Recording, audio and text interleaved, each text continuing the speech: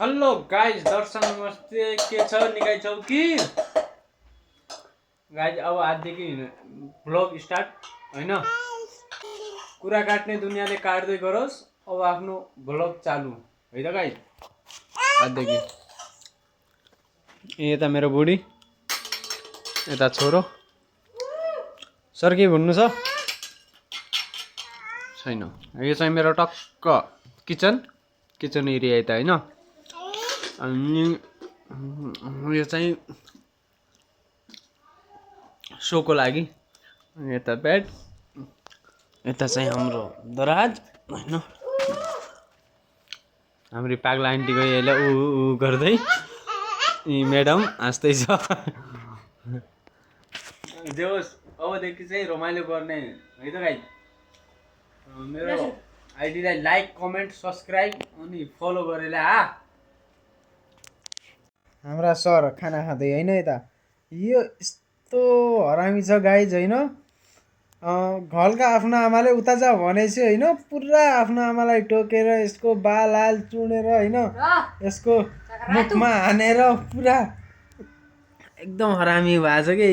हेर्नु त कस्तो गरिरहेको छ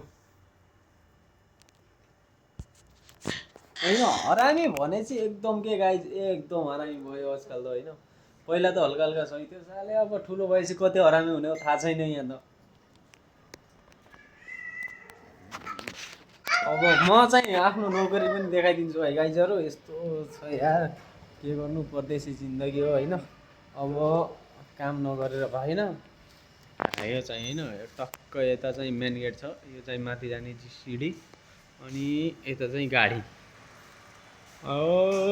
गाडीहरू छ, यत्रो छ होइन। अब खासै अब महँगो मोबाइल त छैन, अब सस्तो मोबाइल हो। सस्तो मोबाइलमा अब त्यति खासै क्यामेरा राम्रो आउँदैन होइन।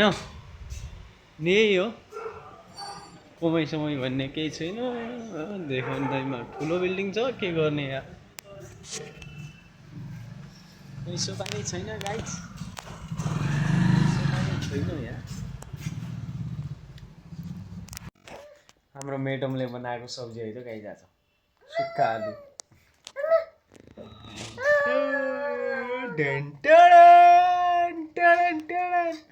आलुको सब्जीसँग दही, अनि यता चाहिँ घिउले तलाएको रोटी गाइज।